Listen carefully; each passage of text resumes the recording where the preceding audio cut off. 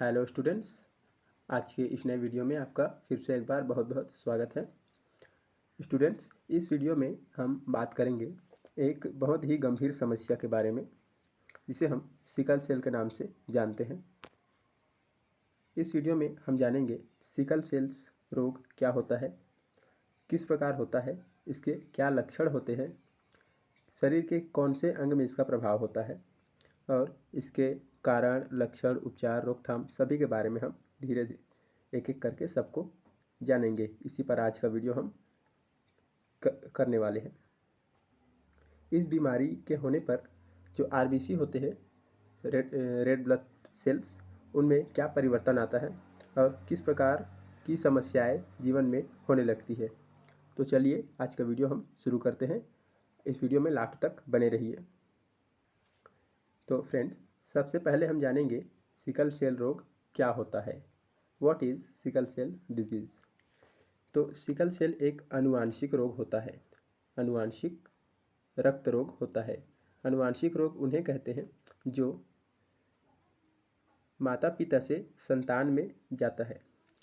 मान लीजिए कोई माता पिता है, उनको सिकल सेल से उनको कोई भी रोग है और वो रोग जब उनके संतान में चला जाता है तो इस प्रकार का जो रोग होता है संतान को, उसे आनुवांशिक रोग कहते हैं।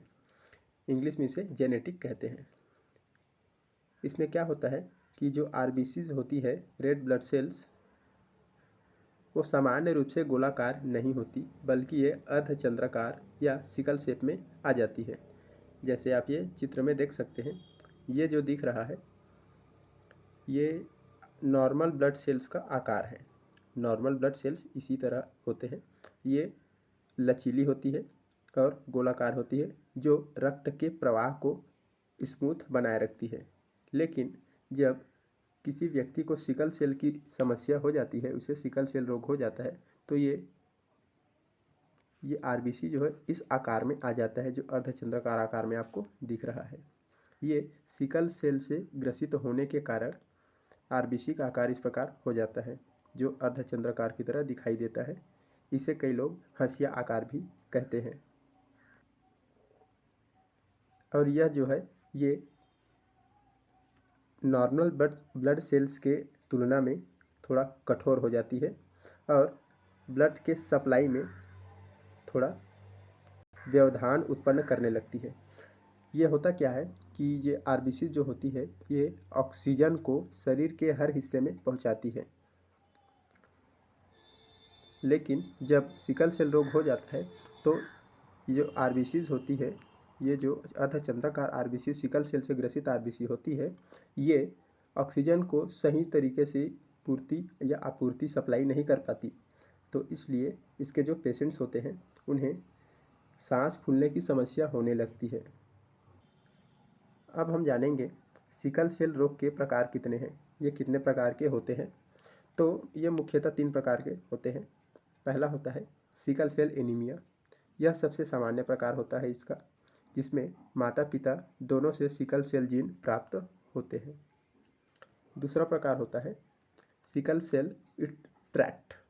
इसमें केवल एक ही सिकल सेल जीन होता है और व्यक्ति सामान्य रूप से स्वस्थ ही दिखाई पड़ता है, लेकिन वह इस बीमारी को अपने बच्चों को ट्रांसफ़र कर सकता है। तीसरा है इसका हीमोग्लोबिन सिकल सेल डिसीज़, जिसे हेलो प्रोफाइल सिकल सेल डिजीज़ भी कहते हैं। इसमें क्या होता है, यह रोग तब होता है जब एक व्यक्ति के पास सिकल सेल जीन और हीमोग्लोबिन सी जीन होता है। तो ये तो हुए सिकल सेल्स के प्रकार। कितने प्रकार के होते हैं? तो 3 प्रकार के। पहला सिकल सेल एनीमिया, दूसरा सिकल सेल ट्रैक्ट और तीसरा हीमोग्लोबिन सिकल सेल डिसीज़। अब हम बात करेंगे सिकल सेल रोग के क्या कारण होते हैं, क्या क्या इसके कॉज होते हैं। तो सिकल सेल रोग का मुख्य कारण है HBB जीन में एक दोष उत्पन्न हो जाना। HBB जीन क्या होता है? यह बॉडी में हीमोग्लोबिन के निर्माण की क्रिया को नियंत्रित करता है। HBB ये बॉडी में HB के निर्माण को नियंत्रित करके रखता है।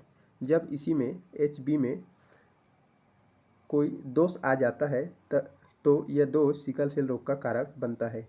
हीमोग्लोबिन बेसिकली एक प्रोटीन होता है जो ऑक्सीजन को पकड़कर शरीर के पूरे भाग में सभी अंगों तक, सभी कोशिकाओं तक ऑक्सीजन को पहुंचाता है। जब इस HBS में एक असामान्य परिवर्तन होता है और यह HBS HBS बन जाता है, तब यह जो नया संरचना बनता है यह बहुत ही हानिकारक हो जाता है। यह हीमोग्लोबिन का ही एक रूप होता है जो हानिकारक होता है, और यह असामान्य हीमोग्लोबिन जो होता है वो कोशिकाओं को, जो RBCs होती है, उनको सिकल सेल का आकार दे देती है। इस रोग के होने का दूसरा कारण है माता पिता से आनुवंशिक प्राप्ति। यदि किसी माता पिता को सिकल सेल रोग होता है तो यह रोग उनके संतान में भी चला जाता है, तो ये होता है आनुवंशिक प्राप्ति। यह केवल तभी होता है जब दोनों माता पिता का जो सिकल सेल जीन होता है वो HBS होता है। आप चित्र में देख सकते हैं, ये जो पहला वाला चित्र है इसमें जितनी RBC दिख रही है ये नॉर्मल RBC होती है जो ऑक्सीजन को बहुत ही अच्छे तरीके से शरीर के सभी अंगों तक ट्रांसफ़र या पहुंचाता है। और ये जो दूसरा चित्र है इसमें जो ब्लड सेल दिख रहे हैं ये सिकल सेल से ग्रसित RBCs है जो अर्धचंद्राकार आकार में है, और देखिए इनका फ्लो जब होता है तो किस प्रकार आपस में गुच्छे की तरह फंस जाते हैं। इसके बारे में और आगे हम जानेंगे। अब आगे चलते हैं हम, सिकल सेल रोग के लक्षण क्या होते हैं। जिस व्यक्ति को सिकल सेल डिजीज़ होता है तो उसके लक्षण क्या होता है, क्या क्या उसके सिम्टम्स होते हैं, किस प्रकार हमें पता चलता है। तो इसके जो लक्षण है वो व्यक्ति की आयु और उनके रोग के प्रकार पर निर्भर करता है। जो प्रमुख लक्षण होते हैं वे हम इसमें देखेंगे। पहला होता है पेन। सिकल कोशिकाओं का आकार सामान्य रूप से रक्त में प्रवाह को रोकता है। जो सामान्य RBCs होते हैं उनमें ब्लड का फ्लो आसानी से होता है, लेकिन जब सिकल सेल वाला RBCs होता है तो उनमें ब्लड फ्लो में समस्याएं उत्पन्न होने लगती है, जिससे रक्त का थक्का बनने लगता है और दर्द की स्थिति उत्पन्न हो जाती है, जिसे इस दर्द को हम सिकल सेल क्राइसिस कहते हैं। यह दर्द तीव्र होता है और अचानक ही उत्पन्न होता है। दूसरा लक्षण है इसका एनीमिया। एनीमिया क्या होता है? एनीमिया हम उस स्थिति को कहते हैं जब शरीर में हीमोग्लोबिन की कमी होने लगती है। सिकल सेल कोशिकाओं का जो जीवन काल होता है वो 10 से 20 दिन ही होता है। जो अर्धचंद्राकार RBC होते हैं, सिकल सेल से ग्रसित RBCs, उनका जीवन काल 10 से 20 दिन होता है। 10 से न्यूनतम 10 दिन और अधिकतम 20 दिन के बाद वे समाप्त हो जाते हैं। लेकिन जो नॉर्मल RBC होते हैं उनका जीवन काल 120 दिन तक का होता है। तो इससे होता क्या है, जब RBCs सिकल सेल वाला RBC 10 से 20 दिन में समाप्त हो जाता है तो इससे ब्लड में हीमोग्लोबिन की कमी होने लगती है, जिसे हम एनीमिया कहते हैं। एनीमिया, लो रेड ब्लड सेल्स, इससे एनीमिया उत्पन्न होता है। तीसरा लक्षण है इसका थकावट, फैटिज। शरीर में ऑक्सीजन की कमी के कारण व्यक्ति को थकावट महसूस होती है, जिससे जीवन की गुणवत्ता पर प्रभाव पड़ता है।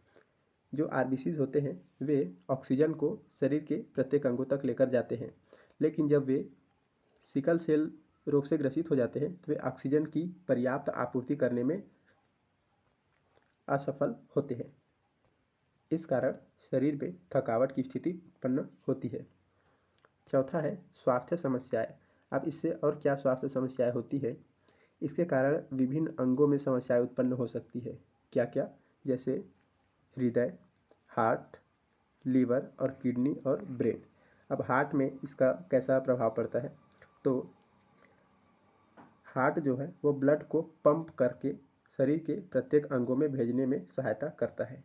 जब ब्लड नसों में फ्लो होता रहता है तब उसे ये हार्ट ही है जो उसे फ्लो करने में, एक प्रेशर बनाकर उसे फ्लो करने में सहायता करता है। और जब आरबीसी जो है वो सिकल सेल रोग से ग्रसित होती है तो जो आरसीबी अर्धचंद्राकार होती है वे आपस में गुच्छों की तरह फंस जाती है, जिससे हार्ट को ज़्यादा प्रेशर के साथ पंप करना पड़ता है। इससे हृदय की जो कार्य करने की जो क्षमता है उसमें कमी आने लगती है। आगे हम बात करेंगे आँखों में समस्याएं। इससे आँखों में भी समस्याएं होती है। रक्त कोशिकाओं का असामान्य आकार आँखों में रक्त परिसंचरण को प्रभावित कर सकता है, जिससे दृष्टि में समस्या हो सकती है। छठवां है संतान में वृद्धि और विकास में समस्या। तो बच्चों की जो वृद्धि है, उनकी जो ग्रोथ है उसमें कमी हो सकती है, वो स्लो हो सकता है और उनके वेट बढ़ने में भी परेशानी हो सकती है। अब हम जानेंगे सिकल सेल रोग का इलाज क्या है, इसका ट्रीटमेंट कैसे किया जाता है और किस प्रकार के ट्रीटमेंट इसके लिए उपलब्ध है। तो पहली बात हमें ये जाननी होगी कि सिकल सेल जो रोग है इसका कोई पूर्ण और स्थायी समाधान अभी तक नहीं है, लेकिन इसके लक्षणों को कम करने और जीवन की गुणवत्ता में सुधार करने के लिए कुछ प्रमुख उपचार उपलब्ध है जो इस रोग को कम करने में सहायता करते हैं। पहला है इनके लिए मेडिसिन्स। इन मेडिसिन्स में हाइड्रोयूरिया शामिल होता है। यह जो मेडिसिन है यह रक्त में सिकल कोशिकाओं की संख्या को कम करती है। सिकल सेल की जो कोशिकाएं होती हैं उनको कम करती है और हार्ट पर पड़ने वाले दबाव को कम करती है। तो ये एक इसका उपचार है। दूसरा है पेन किलर्स मतलब दर्द निवारक। जब सिकल सेल क्राइसिस, हमने कुछ समय पहले इसके बारे में देखा, सिकल सेल क्राइसिस क्या होता है। सिकल सेल्स बीमारी के कारण जो दर्द होता है, तीव्र और अचानक दर्द उत्पन्न होता है, उसे सिकल सेल क्राइसिस कहते हैं। तो इस दौरान होने वाले दर्द को कम करने के लिए हम एनाल्जेसिक जिसे पेन किलर कहते हैं, एनाल्जेसिक का उपयोग करते हैं, जिसमें पैरासीटामॉल और इबुप्रोफेन आदि का उपयोग किया जाता है। अगला है फॉलिक एसिड। यह दवा जो है आरबीसी कोशिकाओं को, जो लाल रक्त कोशिकाएं होती है, उनको बढ़ाने में मदद करती है, तो इसमें फॉलिक एसिड भी दिया जाता है। अगला है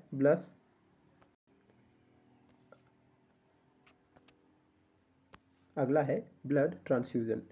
ये क्या होता है।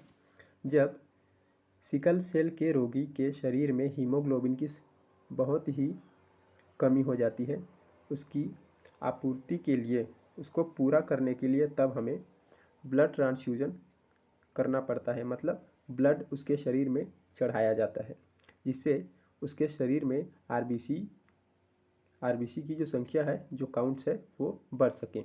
तो ये भी एक ट्रीटमेंट का एक ऑप्शन रहता है।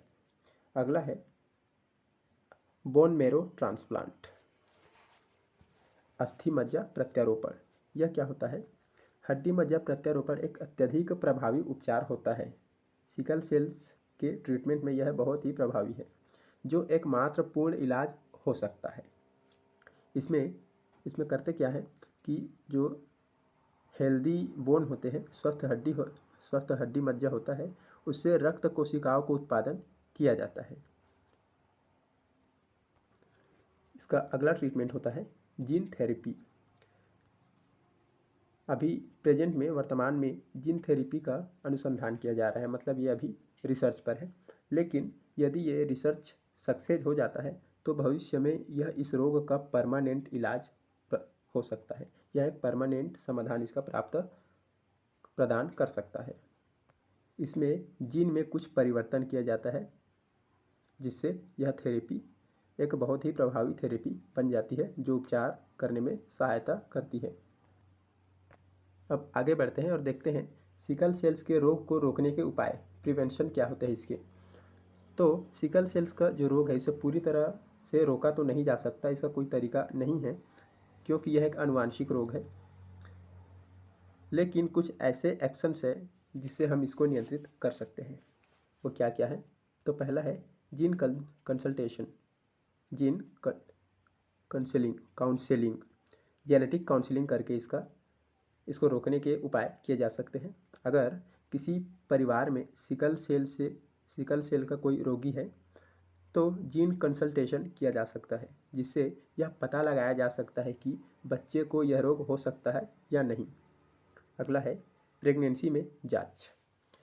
गर्भवती महिला की जांच से यह पता चल सकता है कि होने वाले बच्चे को सिकल सेल रोग का खतरा है या नहीं। इस जानकारी के आधार पर जो डॉक्टर है वो फ्यूचर में उनके उपचार की योजना बना सकते हैं। तीसरा है हेल्दी लाइफस्टाइल। रोग के लक्षणों को नियंत्रित करने के लिए अच्छे खान पान, पानी पीने और नियमित रूप से जीन्स से बचने के उपाय करने चाहिए। तो ये तीनों जो तरीके हैं सिकल सेल को रोकने में प्रभावी हो सकते हैं। तो स्टूडेंट्स, इस तरह हमने इस वीडियो में बात किया और जाना कि किस प्रकार सिकल सेल्स कार्य करते हैं, इसके लक्षण क्या होते हैं, ये बीमारियां क्यों होती है और इनका उपचार क्या क्या है। सिकल सेल्स एक गंभीर आनुवांशिक रोग होता है जो रक्त की कोशिकाओं को असामान्य रूप से उसके आकार में परिवर्तन कर देता है। यह रक्त का जो फ्लो होता है, ब्लड फ्लो होता है, उसमें गंभीर समस्याएं उत्पन्न करता है। इस रोग का भले ही कोई स्थायी इलाज नहीं है, लेकिन विभिन्न विकल्प अभी भी ऐसे विकल्प मौजूद है, ऐसे उपचार मौजूद हैं जो इनको कम करने में बहुत ही प्रभावी हैं। जैसे कुछ दवाइयाँ, ब्लड ट्रांसफ्यूज़न, बोन मैरो अस्थि मज्जा का जो प्रत्यारोपण है, बोन मैरो ट्रांसप्लांट, इसके अलावा और भी कई उपचार उपलब्ध है इसके लिए। तो स्टूडेंट्स, अगर ये वीडियो आपको यूजफुल लगा हो तो इस वीडियो को लाइक करें, शेयर करें और चैनल को सब्सक्राइब करें। हम इसी प्रकार के और वीडियो लेकर आपके लिए आते रहेंगे। तो चलिए, आपसे किसी दूसरे वीडियो में फिर से मुलाकात होगी एक नए टॉपिक के साथ। तब तक के लिए ऑल द बेस्ट।